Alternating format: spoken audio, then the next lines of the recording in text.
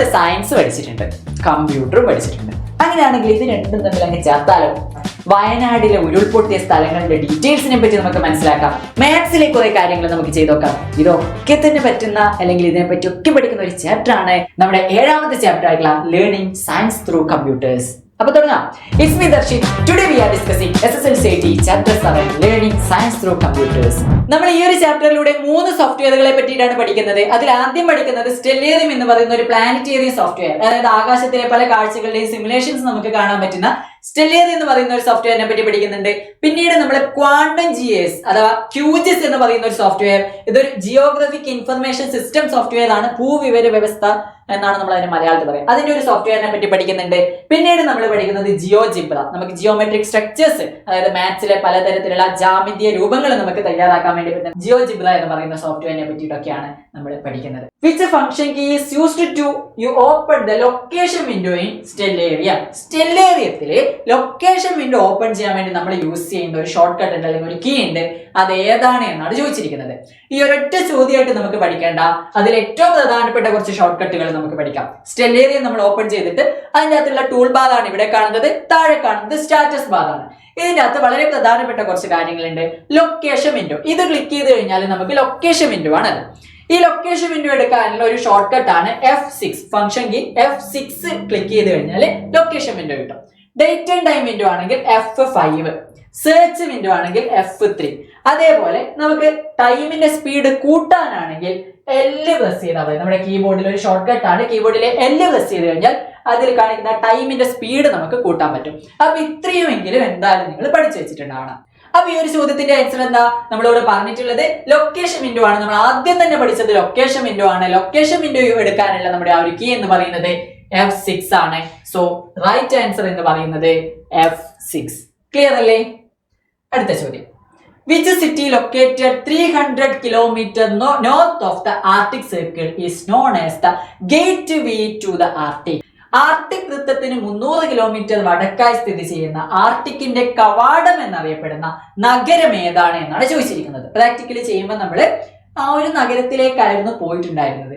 ഏതായിരുന്നു അത്? ആർട്ടിക്കിന്റെ കവാടം അല്ലെങ്കിൽ gateway to the Arctic എന്നറിയപ്പെടുന്ന ആ ഒരു സിറ്റി എന്ന് പറയുന്നത് ഇവിടെ ട്രോംസോ എന്ന് കാണാം. ട്രോംസോ എന്ന് പറയുന്ന സിറ്റിയിൽ പോയിട്ടാണ് നമ്മൾ ആകാശത്തിൽ ആ ഒരു സൂര്യന്റെ ഒക്കെ തന്നെ ആ ഒരു സൂര്യനെ ഒക്കെ തന്നെ നമ്മൾ നിരീക്ഷിച്ചിട്ടുണ്ടായിരുന്നത്. ട്രോംസോ ആണ് ഇവിടെ ആൻസർ ആയിട്ട് വരിക. What type of software is quantum GIS അഥവാ QGIS? ക്വാണ്ടം GIS ഏത് വിഭാഗത്തിൽപ്പെട്ട സോഫ്റ്റ്വെയർ ആണ്? വേർഡ് പ്രോസസിംഗ് ആണോ, ജിയോഗ്രഫിക് ഇൻഫർമേഷൻ സിസ്റ്റം ആണോ, വീഡിയോ എഡിറ്റിംഗ് ആണോ, സ്പ്രെഡ്ഷീറ്റ് ആണോ? Answer Geographic information system, GIS. QGIS. Okay, GIS Geographic information system. മലയാളത്തിൽ അതിനെ ഭൂവിവര വ്യവസ്ഥാ സോഫ്റ്റ്വെയർ എന്ന് പറയും. ഭൂവിവര വ്യവസ്ഥാ സോഫ്റ്റ്വെയർ, ജിയോഗ്രഫിക് ഇൻഫർമേഷൻ സിസ്റ്റം. നമ്മൾ അതിൽ വയനാട് എന്ന് പറയുന്ന ഡിസ്ട്രിക്റ്റിന്റെ ചെരിവുകളൊക്കെ കണ്ടുപിടിക്കാൻ വേണ്ടിയിട്ട്, ഡിസാസ്റ്റർ റിസ്ക് മാപ്പ് ഒക്കെ തയ്യാറാക്കാൻ വേണ്ടിയിട്ട് QGIS യൂസ് ചെയ്തിട്ടുണ്ട്. Which of the following is a free GIS software? താഴെ പറയുന്നവയിൽ സ്വതന്ത്ര GIS സോഫ്റ്റ്വെയർ ഏതാണ്? ArcGIS, MapInfo Pro, Quantum GIS, AutoCAD. ഇതിന്റെ ഉത്തരം കണ്ടുപിടിക്കാൻ ഒരൊറ്റ സ്ലൈഡ് മതി. ഇത് തിരിച്ചു മറിച്ച് ചോദിച്ചാൽ നമുക്ക് ആൻസർ ചെയ്യാൻ പറ്റണം. ഈ ഒരു സ്ലൈഡിലൂടെ നമുക്ക് ഈ ഒരു ചാപ്റ്ററിൽ പഠിക്കുന്ന പ്രധാനപ്പെട്ട GIS സോഫ്റ്റ്വെയറിനെ പറ്റിയിട്ട് പഠിക്കാം. ഒന്നാമത്തേത് Quantum GIS, GRASS and ArcGIS are the leading geographic information system software. അതിൽ 3 എണ്ണം നമുക്ക് പഠിക്കാനുണ്ട്. QGIS, GRASS, ArcGIS. അതിൽ തന്നെ നമുക്ക് പഠിക്കാനുള്ള QGIS-ഉം അതേപോലെ ഗ്രാസ് എന്ന് പറയുന്ന ഒരു സോഫ്റ്റ്വെയർ ഉണ്ട്. നമുക്ക് ഈ ചാപ്റ്ററിൽ പഠിക്കാനില്ല, പക്ഷെ അങ്ങനെ ഒരു സോഫ്റ്റ്വെയർ ഉണ്ട്. അത് രണ്ടും ഫ്രീ ആണ്, അല്ലെങ്കിൽ സ്വതന്ത്ര സോഫ്റ്റ്വെയർ ആണ്. ഫ്രീ ഓപ്പൺ സോഴ്സ് ആയിട്ടുള്ള സോഫ്റ്റ്വെയർ ആണ്. Quantum GIS, grass, ArcGIS. അതിനകത്ത് ആദ്യം പറഞ്ഞില്ല ക്വാണ്ടം GIS-ഉം ഗ്രാസും ഫ്രീ സോഫ്റ്റ്വെയർ ആണ് എന്നുള്ളത് കൂടി ഓർത്ത് വെക്കുക. തിരിച്ചിട്ടൊക്കെ ചോദിക്കും, വേറെ ഏതെങ്കിലും ഒക്കെ സോഫ്റ്റ്വെയർസ് വന്നിട്ട് ഇത് GIS സോഫ്റ്റ്വെയർ ആണോ അല്ലയോ എന്നൊക്കെ ചോദിക്കും. അപ്പൊ ആൻസർ എന്താ? ഇവിടെ പറഞ്ഞത് സ്വതന്ത്രമായിട്ടുള്ള സ്വതന്ത്ര GIS ആണ് ചോദിച്ചിരിക്കുന്നത്. ഫ്രീ GIS സോഫ്റ്റ്വെയർ ആണ്. ആൻസർ എന്ന് പറയുന്നത് QGIS ആണ്. ഇവിടെ തന്നിട്ടുള്ളത് QGIS ആണ് റൈറ്റ് ആൻസർ. സ്കൂൾ GIS പോർട്ടലിന്റെ വെബ് വിലാസം എന്താണ്? What is the website address for the school GIS portal? Simple ആണ്. ഇത് ജസ്റ്റ് ഡയറക്റ്റ് ഇങ്ങനെ തന്നെ പഠിക്കുക. schoolgis.nic.in അതാണ് സ്കൂൾ GIS പോർട്ടലിന്റെ വെബ് അഡ്രസ് എന്ന് പറയുന്നത്. In QGIS, which menu sequence is used to add a CSV file containing landslide data. ഉരുൾപൊട്ടൽ വിവരങ്ങൾ അടങ്ങിയ CSV ഫയൽ QGIS-ൽ ചേർക്കാൻ ഉപയോഗിക്കുന്ന ക്രമം ഏതാണ്? ഓക്കെ, ഇതിനകത്ത് ഒരു 2-3 രീതിയിലുള്ള ക്രമങ്ങൾ തന്നിട്ടുണ്ട്. ഇതിൽ ഏത് രീതിയിലാണ് നമ്മൾ ആ ഒരു CSV ഫയൽ നമ്മൾ ഇങ്ങോട്ടേക്ക് കൊണ്ടുവന്നിട്ടുണ്ടായിരുന്നത്? ഫയൽ ഓപ്പൺ ആണോ എടുത്തത്? ലെയറിൽ ആഡ് ഡെലിമിറ്റഡ് ടെക്സ്റ്റ് ലെയർ ആയിരുന്നോ? പ്രൊജക്റ്റിൽ സേവ് ആയിരുന്നോ? വെക്ടറിൽ അനാലിസിസ് ആയിരുന്നോ? റൈറ്റ് ആൻസർ എന്ന് പറയുന്നത് ഓപ്ഷൻ ബി ആണ്. ലെയറിലെ ആഡ് ലെയർ കൊടുത്തു, എന്നിട്ട് ആഡ് ഡെലിമിറ്റഡ് ടെക്സ്റ്റ് ലെയർ കൊടുത്തിട്ടാണ് നമ്മൾ ആ ഒരു CSV ഫയലിന്റെ അകത്തുള്ള കാര്യങ്ങൾ ഇങ്ങോട്ടേക്ക് കൊണ്ടുവന്നിട്ടുണ്ടായിരുന്നത്. What does DEM stand for in geographic analysis? ഭൂമിശാസ്ത്രപരമായ വിശകലനങ്ങളിൽ DEM എന്നത് എന്തിനെ സൂചിപ്പിക്കുന്നു? Digital earth map. DEM ന്റെ ഫുൾ ഫോം എന്ന രീതിയിലും ചോദിക്കും.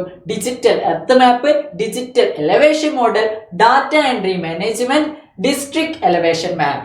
റൈറ്റ് ആൻസർ എന്ന് പറയുന്നത് ഡിജിറ്റൽ എലവേഷൻ മോഡൽ. എന്താണ് DEM? DEM എന്ന് പറഞ്ഞു കഴിഞ്ഞാൽ a digital elevation model is a 3D graphical representation of data representing the elevation of a planet, a region of Earth or object on its surface. DEMs are used in Geographic Information System GIS സിസ്റ്റത്തിന് GIS-നകത്ത് use ചെയ്യും. ഒരു ഗ്രഹത്തിന്റെയോ ഭൂപ്രദേശത്തിന്റെയോ ഉപരിതലത്തിലുള്ള വസ്തുക്കളുടെയോ ഉയർച്ചയെ പ്രതിനിധീകരിക്കുന്ന ഡാറ്റയുടെ 3D graphic പ്രതിനിധാനമാണ് digital elevation model അഥവാ DEM. ഭൂമിശാസ്ത്രപരമായ വിവര സംവിധാനങ്ങളിൽ DEM ഉപയോഗിക്കാറുണ്ട്.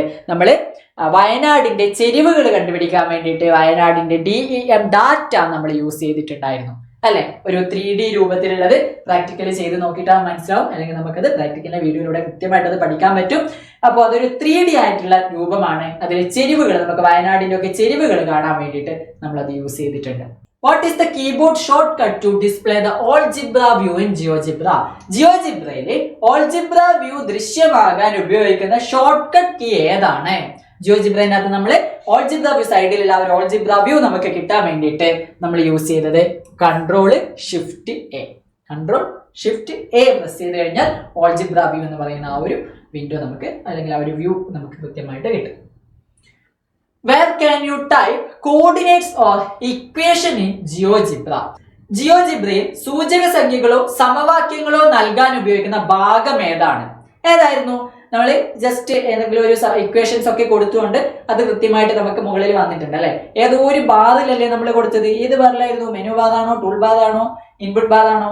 ആൻസർ എന്ന് പറയുന്നത് ഇൻപുട്ട് ബാർ ആണ്. ഇൻപുട്ട് ബാർ അത് കാണാം.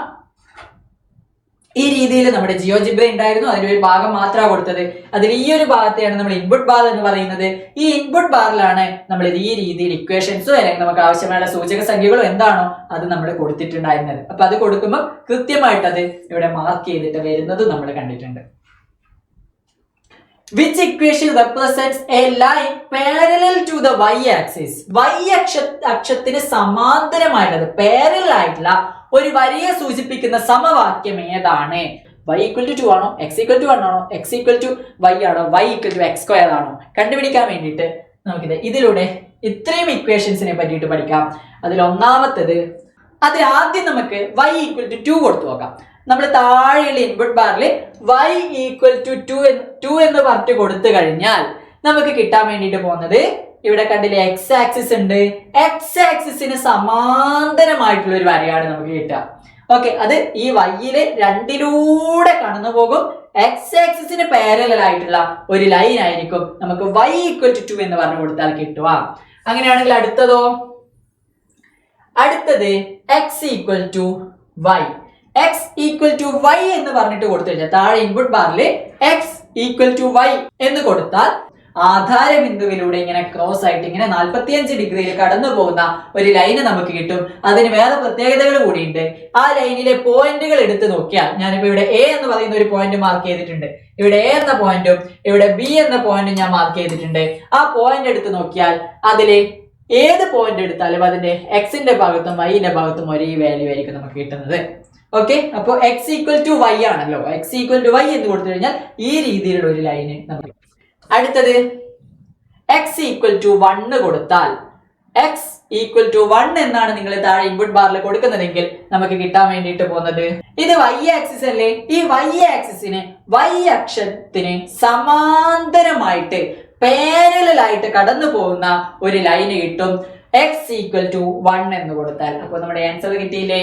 y അക്ഷത്തിന് y ആക്സിസിന് സമാന്തരമായിട്ട് പാരലൽ ആയിട്ട് കടന്നു പോകുന്ന ലൈന് കിട്ടുന്നത് x ഈക്വൽ ടു 1 എന്ന് കൊടുക്കുമ്പോഴാണ്. അങ്ങനെയാണെങ്കിൽ നമുക്ക് അവിടെ തന്നെ ഒന്നുകൂടി ഉണ്ട്, അതുകൂടി നമുക്കൊന്ന് ചെയ്തു നോക്കാം.